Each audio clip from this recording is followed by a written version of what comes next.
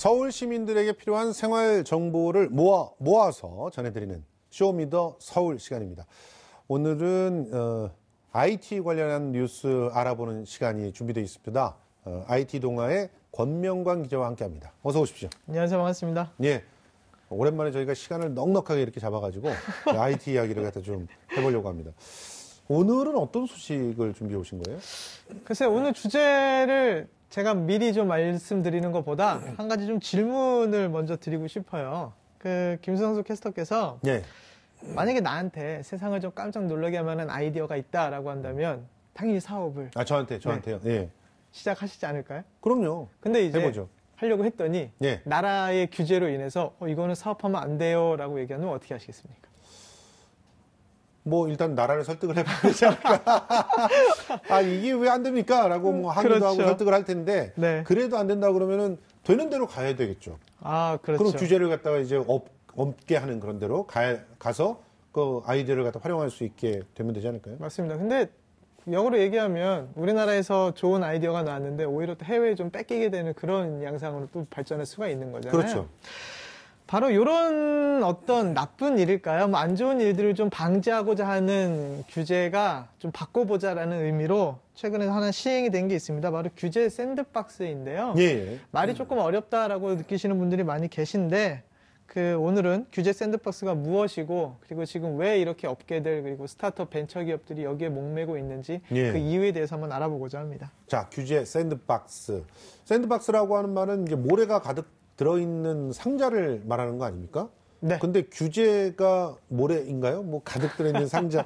이게 언뜻 봐가지고 무슨 말인지 잘 이해를 못 하시는 분들이 많을 것 같아요. 샌드박스라는 게 사실 좀 여러 의미가 있어요. 예. 뭐 군 관계자에서도 사용되는 용어고요. 그리고 뭐 예.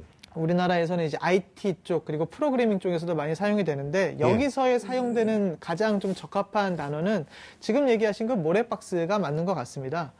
아이들이 지금은 놀이터에 모래가 좀 많이 사라졌죠. 근데 과거에만 돌이켜보면 놀이터에 모래가 좀 많이 있었잖아요. 그게 기본이었죠. 그쵸? 놀이터 그러면 모래가 깔려 있어요. 그 이유가 뭐였을까요? 안 다치게 하려고 그런 거죠. 맞습니다. 예. 실제로 그 안에서 좀 아이들이 많이 뛰어놀고 넘어져도 다치지 말고 또 다치면 왜 다쳤는지 좀 이유 좀 알고 그걸 좀 안전하게 지켜주는 게 샌드박스의 역할이라고 보시면 되거든요. 예.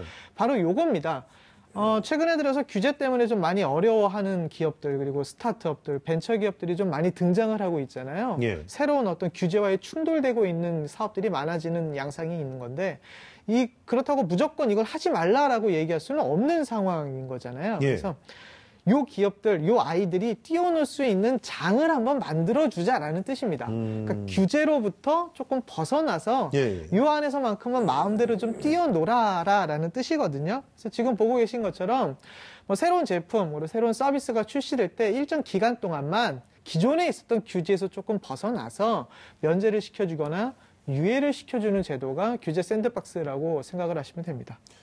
아하. 그러니까 이제 뭐 새로운 아이디어가 있을 때 규제 때문에 애초에 그 아이디어를 상용하는 상황으로까지 전개시키지 못하는 것을 네.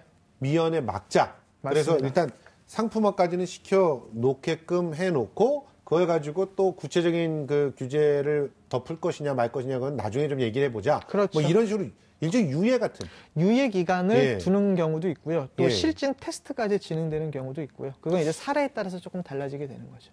아니 그러면은 뭐 외국에서는 통했던 아이디어가 우리나라는 규제 때문에 안 되고 그래가지고 뭐 그 나름대로의 자기의 어떤 그 뭐랄까 가치를 제대로 꽃피우지 못하는 그런 사업들이 있었나요?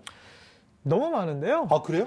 지금도 엄청난 사회적인 이슈가 되고 있는 이슈가 하나 있잖아요. 예. 카풀 하면 뭐가 떠오르십니까? 우버. 네, 우버, 에어비앤비 있는데 지금 이제 우리나라에서는 카카오 카풀이 조금 많이 택시 업계가 부딪히고 있는 상황이잖아요. 예. 그게 다 마찬가지로 이제 새로운 신기술이라고 보시면 됩니다. 또 이제 몇 가지 좀 사항을 드릴 수가 있는데 자율주행차라고 한다면 어디가 뭐 떠오르는 게 있으세요? 그렇죠. 그 저기 어디죠? 우리나라에서 구글, 예. 네, 맞습니다. 예. 구글이요. 구글이 떠오르죠. 미국에서의 자율주행차는 상당히 조금 많이 발전이 되어 있죠. 그게 네. 연방 차원에서 제도를 준비해 주었기 때문입니다. 이 도심에서는 운행해도 됩니다라고 한정적으로 유예를 해준 거거든요. 우리나라에서도 자율주행차로 유명한 스타트업이 하나 있습니다. 바로 기존의 서울대 연구팀이었던 스타트업이 순우버라는 자율주행차 팀인데요. 예. 얼마 전 CES에서도 공개를 했었고요. 결국은 우리나라를 떠났습니다. 미국으로 가서 연방 법이 준비되어 있는 미국으로 옮겨서 이제 거기서 사업을 영위해 가고 있는 상황이고요. 예. 또 뭐 몇 가지 더 추가적인 사항을 저는 개인적으로 드리고 싶은 게 드론 혹시 관심 많으신가요? 관심 많죠. 아이들도 드론 많이 좋아하잖아요. 그럼요. 근데 실질적으로 드론을 날릴 수 있는 지역이 우리나라에 어디 있는지 거의 아십니까? 없어요. 거의 없습니다. 예. 비행 구역이 정해져 있지 않습니까? 네. 예. 중국은 어떻게 할 것 같아요? 그것도 이제 규제를 좀 풀어놓은 구역이 있겠죠. 거기 땅이 워낙 넓으니까. 그리고 오히려- 우리나라처럼 이렇게 남북 간의 대치가 안 돼 있잖아요. 네. 근데 오히려 따지고 보면 중국은 그동안에 규제로 묶여 있는 나라라는 인식이 엄청 강했던 곳이거든요. 그렇죠. 오늘 아직까지도 공산 좀 어느 정도 있기도 하고요. 중국에 전 세계에서 들어온 세계 1위라고 할 수 있는 DJI라는 기업이 중국 기업입니다. 요 예, DJI 저도 그 DJI 아, 그렇죠. 사용하고 계시죠. 물품을 하나 요즘 유튜브 채널을 개통하면서 와 너무 좋더라고요. 맞습니다. 예. 중국 선전에 DJI가 위치해 있는데요. 예. 중국 정부가 어떻게 했냐면 중국 선전 지역 도심 내에서 쉽게 말해 드론을 날릴 수 있는 걸 다 풀어줬습니다. 그냥 다 도심 내에서 다 풀어준 거죠. 물론 선전 내에서도 우리나라처럼 공항이 있고 그리고 예. 날리면 안 되는 지역들도 있죠. 당연히 있는데요. 예. 그걸 일시적으로 다 유예를 시켜준 거죠. 최대한 기업 입장에서 생각을 해보게 되는 거라고 보시면 될 것 같고요. 그렇게 함으로 인해서 DJI 주변에 선전 지역의 드론 업체만 300개가 넘어요. 예. 그만큼 중국의 드론 산업으로 많이 발전되었다라고 보시면 될 것 같고요. 예. 약간 요 규제 얘기를 하면서 항상 뒤따라오는 어떤 그 연관 검색어처럼 따라오는 얘기가 있는데 바로 네거티브, 포지티브 얘기를 안 할 수가 없습니다. 제가 그렇죠. 이렇게 해외 사례 얘기를 좀 말씀을 드린 이유는 왜 우리나라는 이렇게 포지티브 성향이 강하냐라는 내용이 좀 많이 있거든요. 예. 해외에서는 네거티브적으로 좀 많이 풀어주는 경향이 있는데 이런 것들을 조금 바꿔보자라는 얘기였던 거죠. 예. 그런데 지금 뭐 사실은 뭐 여러 가지 그 걱정스러운 부분들이 있습니다. 왜냐하면 자율주행차 기술도 물론 개발을 해야 되겠지만 그렇죠. 이게 이제 운전이 잠깐 실수하면은 대형 사고가 대형 나잖아요. 사고가 나죠. 드론 같은 경우도 언제 어디서 막 뚝 떨어질지 모르는 맞습니다. 그런 상황 속에서 사람들이 이렇게 살아가야 된다면 그건 지옥 같지 않겠습니까? 그리고 말씀하신 우버 같은 경우도 실제로는 새로운 기술이긴 하지만 우리나라처럼 이미 택시가 대중교통의 하나의 특화된 영역처럼 네. 받아들여지고 있는 상황 속에서는 우버가 들어온다는 것은 뭐 미국처럼 굉장히 땅덩어리 넓고 대중교통 잘 안 돼 있고 택시 같은 경우도 지역 단위로만 이렇게 되는 그런 상황에서 하고 다른 그런 피해들이 발생하잖아요. 네, 기존 그래서 산업과의 그것 때문에 이제 충돌인 규제가 거죠. 있는 거잖아요. 맞습니다. 그래서 이 규제 샌드박스가 바로 그 역할을 해주는 것이라고 보면 됩니다. 지금 말씀하신 것처럼 새로운 사업 그리고 뭐 이건 혁신 기술이다라고 해서 기존의 산업과의 충돌될 게 당연한데 그냥 다 풀어놓을 수는 없는 거잖아요. 그렇죠. 어느 정도 절차를 만들어 놓자라는 게 예. 얘기가 나온 거고요. 그래서 사회적 변화는 실질적으로 많이 빠르게 되는데 2018년 3월 규제 샌드박스 도입을 위한 규제 혁신 5법이 국회에 발의가 됐습니다. 예. 그러니까 벌써 1년 정도가 지난 일이었던 거예요. 예. 근데 그동안에 조금씩 되고 이 중 현재 4개법이 국회를 좀 통과를 했고요. 정보통신융합법, 산업융합총칙법은 1월 17일부터 시행이 됐습니다. 허허. 네. 그리고 예. 금융혁신법이랑 지역특구법은 오는 4월 1일, 4월 17일부터 시행을 할 예정이고요. 예. 뭐 사실 시행령은 다 공표가 되어 있는 상황입니다. 그래서 기업들은 좀 모두 다 잘 알고 있고요. 그래서 작년 말부터는 국무조정실 그리고 과학기술정보통신부, 산업통상자원부가 규제 샌드박스를 알린 어떤 홈페이지 그리고 규제 샌드박스에 어떤 규제들이 좀 풀렸으면 좋겠습니까라고 뭐 설문조사 같은 거를 하고 있는 홈페이지를 이미 열어서 운영 중이고요. 예. 뭐 실제 네이버나 다음 여러 가지 포털에서 규제 샌드박스라고 검색을 해보시면 과기부가 운영하고 있는 ICT 규제 샌드박스 홈페이지가 바로 예. 상단에 위치되어 있습니다. 그러니까 이게 규제를 완전히 다 한꺼번에 풀어주는 건 아니지만 일정한 뭐 지역이라든가 또 일정한 시간이라든가 또 규제 중에서 일정 부분이라든가 이런 것들을 나름대로 박스를 쳐놓고 네, 이렇게 맞습니다. 박스를 쳐놓고 규제를 풀어주겠다라고 하는 내용인데 그러면 주요 내용, 이렇게 풀리는 주요 그렇죠. 내용들 어떤 건지 궁금하지 않을 수가 없습니다. 어떤 겁니까? 자, 일단 기존 규제에 발목이 잡혀 있는 제품이랑 서비스가 좀 최대한 시도라도 해볼 수 있도록 3가지 제도를 시작을 했습니다. 그래서 이게 이제 시행이 되고 있는 건데요. 예. 일단 규제 샌드박스에 적용받기를 좀 원하는 기업이 먼저 신기술 신산업 관련 규제 존재 여부, 그러니까 이게 내가 지금 사업을 하려는 게 이런 내용인데 이게 기존 규제에 걸리는 겁니까 아닙니까 라고 하는 것들을 좀 문의를 해야 될 거 아니에요. 예. 그 문의를 하고 30일 이내에 회신을 무조건 해줘야 합니다. 예. 정부 부처가. 그게 예. 바로 이제 규제 신속 확인 제도라고 되어 있고요. 이것만으로도 대단하네요. 옛날에는 이런 거 저 있는지 한번 알려주세요. 그러면은 진짜 세월아 공무원들이 내월하죠. 정말 확인 중에 있습니다. 확인 중에 있습니다. 이러면서 6개월, 7개월 막 갔거든요. 네, 저희가 이게 CG로 좀 되어 있는 걸로 알고 있는데요. 그리고 예. 이제 정부가 이제 30일 이내에 회신하지 않을 경우에는 바로 시장에 출시해도 됩니다. 과거에는 어떻게든지 알아봐야 됐잖아요. 이게 예. 이제 네거티브의 포지티브의 한계였던 건데 예. 정부한테 저는 이런 규제가 있는지 확인을 했는데 30일 동안 응답이 없었다라고 한다면 이걸 막는 규제가 없는 것으로 기업이 임의로 알고 시제를 출시를 하는 거죠. 나중에 문제가 되더라도 그건 정부가 있죠. 책임져야 되겠네요. 이렇게 되면. 맞습니다. 너 게을러가지고 이렇게 했으니까 네가 책임져. 이렇게 정부한테 어떻게 보면 책임을 갖다 전가할 수 있는 그런 내용인데 또 어떤 게 있습니까? 그리고 이제 안전성이나 혁신성이 어느 정도 뒷받침되었다라는 신제품, 신기술, 뭐 같은 신사업이라고 하더라도 좀 시장의 검증이 좀 지난 것일 수도 있잖아요. 예. 그럴 경우에는 임시 허가를 통해서 출시를 조금 앞당길 수 있습니다. 오, 예. 네, 그래서 기존 규제 때문에 출시가 뭐 제한이 좀 되더라도 일정한 조건을 좀 두고요. 예. 그래서 이 조건이 정부와 그리고 규제위원회를 두고서 이 두 곳에서 판단을 내린 이후에 몇 가지 제도를 좀 두는 거죠. 바로 그게 이제 임시 허가 제도와 실증 테스트로 나뉩니다. 지금 한번 이거 이렇게 돼 있네요. 그러니까 규제가 아예 없다 그러면 바로 시장 출시할 수 있는 거고 네. 규제가 있다라고 하면은 조금 규제가 모호하다고 할 때 임시 허가를 내놔서 테스트를 맞습니다. 해본다는 거고. 맞습니다. 그 다음에 금지를 해야 될 수밖에 없는 상황일 때는 충분한 시간을 두고 실증 테스트를 거쳐서 법을 바꾼다거나 뭐 이래가지고 뭐 그 시장을 갖다 시장에 내놓을 수 있게 이렇게 해준다는 얘기죠. 여기에서 핵심은 법령 정비 추진이 들어가 있다라는 겁니다. 그러니까 진짜네요. 기존에 모호하다라는 법령이 있는 거는 최대한 예. 빨리 정비를 하는 시간을 줄이자라는 차원이고요. 예. 정말 이거는 앞으로 나아갈 길이 맞는데 기존 법 때문에 이게 못 나오고 있다라면 바로 법령 개정을 추진하는 절차로 또 넘어가는 거죠. 그러니까 예. 지금까지 그런 내용들이 좀 너무 많았어요. 우리나라 같은 정부 규제 같은 경우는 과거 20년 제조업 위주로 있었던 1998년도에 정비되었던 규제다라는 어떤 내부적인 압박 같은 게 좀 있었거든요. 그렇죠. 이런 것들을 이제 조금 더 빨리 좀 바꿔 나가보자라는 것들이 이제 정부가 움직였다고 보시면 됩니다. 예. 자, 규제 샌드박스가 시행되자마자 첫 번째 사례가 바로 수소차였다고 저는 알고 있는데 네. 수소 충전소, 수소차 충전소에 어떤 규제가 풀린 거고 또 그 외에도 3가지가 더 허용됐다는데 어떤 것들이 허용되는지 좀 알려주세요.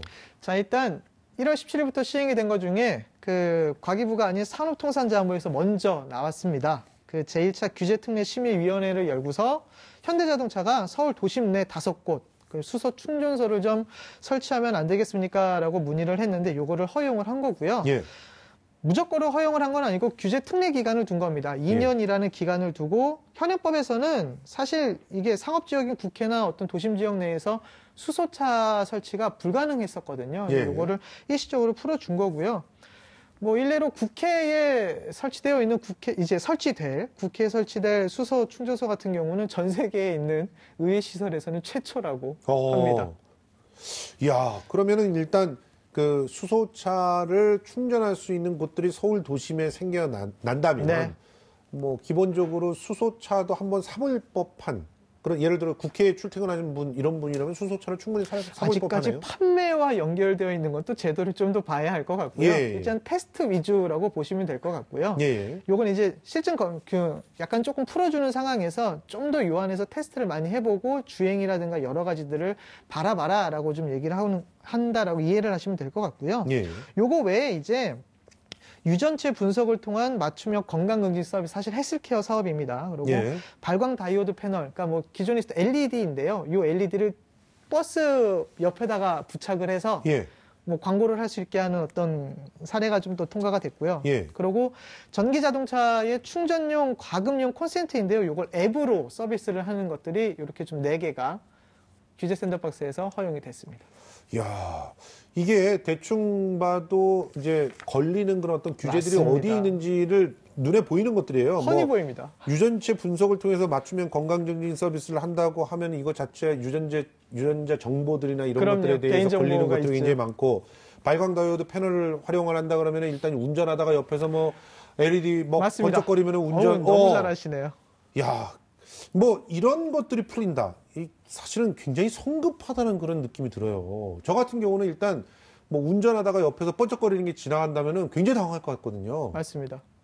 사실 새로운 신기술 제품이나 서비스라는 건 기존 산업 그리고 기존 규제와 충돌할 수밖에 없습니다. 근데 예. 이걸 무턱대고 다 막아버린다라는 게 과연 정답이냐라고 얘기했을 때 그 누구도 그것이 정답이냐라고 얘기할 수 있는 상황은 아니거든요. 예, 모두가 다 알고는 있죠. 빠르게 변화를 하고 있는 거는 실제 사실이고요. 예. 새로운 기술은 저희가 눈치를 채지 못하는 상황에서 빠르게 좀 사회에 혁신적으로 뛰어들고 있는 상황이란 말이죠. 예. 근데 이걸 그냥 두 손 놓고 뒷짐지고 가만히 앉아서 있는 상황은 이젠 지났다라고 보시면 될 것 같아요. 하긴 그렇죠. 예. 뭐 지난 1년 동안, 1년은 아니죠. 2, 3년 동안 많은 사람들이 뭐 어떤 눈물을 흘리게 했었던 암호화폐도 있었잖아요. 예. 이 암호화폐도 결국은 아직까지는 우리나라 정부는 그냥 뒷짐을 지고 있는 상황인 거거든요. 예. 근데 문제는 여기서 계속 피해를 보고 있는 사람들도 등장을 하고 있다라는 거죠. 물론 이득을 보는 사람들도 있지만 이거를 과연 어떤 시선으로 바라봐야 하느냐, 그리고 테스트는 해봐야 하지 않겠느냐라는 게 지금의 어떤 변화라고 보시면 될 것 같습니다. 아니 그런데 이 테스트는 해봐야 하지 않겠느냐라고 하는 그런 주장은 충분히 설득력이 있습니다. 네. 그런데 수소차 충전소 같은 경우만 해도 하나 짓는데 30억, 35억 이렇게 든다면서요. 맞습니다. 그런데 여기다가 이제 막 정부 돈이 들어가는 거 아닙니까? 그러면 사실상 특혜를 주는 거 아니에요. 요거 이제 몇 가지 사업에 대해서 규제특례심의위원회에서 여러 논의를 하는 건데요. 예. 물론 수소차에 대한 어떤 타당성 여부 그리고 실제 상용화 여부는 지금도 말이 많습니다. 예. 전기차와의 어떤 충돌도 뺄 수가 없는 상황이고요. 그렇죠. 지금은 뭐 개솔린에서 전기차와 수소차 과연 무엇이 오르냐, 결국은 비개솔린차가 어느 것으로 가느냐라는 건데, 실제 우리나라에서의 어떤 자동차 산업의 발전은 전기차도 전기차지만 수소차로 좀 많이 세계에서 독보적인 위치로 올라가 있거든요. 예. 그런 상황에서 이거 그냥 두 손 놓고 있기는 조금 애매한 거죠. 근데 아무도 안 하니까 우리가 독보적 1위가 된 건 아닙니까? 최근에 들어서 중국과 일본 그리고 예. 유럽도 수소차를 많이 도입을 하기 시작을 했습니다. 아, 알겠습니다. 자, 그래서 문 대통령께서 규제 혁신에는 이해관계가 충돌할 수도 있고 또 가치가 충돌할 수도 있다라고 얘기하시면서 맞습니다. 개별 사례에 대해서 우려가 있지만 또 논란만 반복하면 안 된다. 맞습니다. 일단은 뭔가를 해야 된다. 이런 얘기를 했는데, 자, 뭔가를 해야 된다라는 데는 우리 권 기자님께서는 굉장히 동의하고 계신 것 같아요.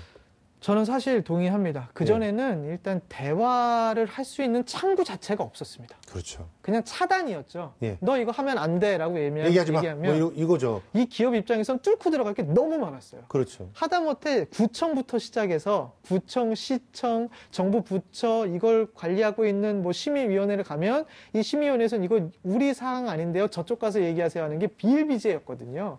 거의 뭐 핑퐁이라고 많이 얘기를 했는데 그렇죠. 규제 안에서 그냥 돌아다니다가 1년, 2년 세월 지나고 정신 차려보니 해외에서는 이미 그 사업을 하고 있고 아하. 이런 일들이 너무 많았다라는 거죠. 예. 그래서 일단 정부 차원에서는 이걸 대화의 장을 한번 열어보겠다라고 시도를 하는 것만으로도 저는 엄청난 의의가 있다라고 보고요. 예. 물론 이거를 시행하기 위해서는 걱정되는 것들이 너무 많습니다. 예. 안 그래도 이익 집단이 충돌을 하기 때문에 맞아요. 기존 규제 안에서 조금 보호를 받고 있던 산업과 예. 이 규제를 깨트려 달라고 새로 나오는 신사업은 충돌할 수밖에 없는 거거든요. 그렇죠. 뭐 대표적인 걸로 오토 사업이 가장 대표적이고요. 예.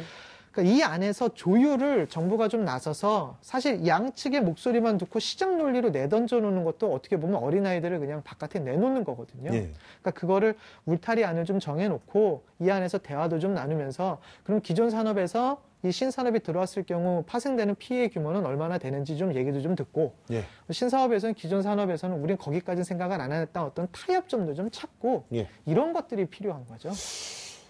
알겠습니다. 근데 뭐 특별히 규제 특례 심의위원회 같은 데가 너무 권한이 강화되지 않을까 하는 생각들도 좀 듭니다만. 네, 사실 역할이 많이 중요해졌습니다. 그러니까 너무 큰 역할을 하다 보면 여기에 있는 분들만 또 기업이 또 잘 이렇게 하면은 또 굉장히 이상한 일들이 벌어질 수도 있겠다는 생각이 드는데 일단은 의사소통을 할 수 있는 통로와 공간이 네. 생겼다. 이 부분에 대해서는 긍정적인 신호라고 우리가 봐야 될 것 같습니다. 지금까지 쇼미더 서울 권명관 기자와 함께했습니다. 고맙습니다. 감사합니다.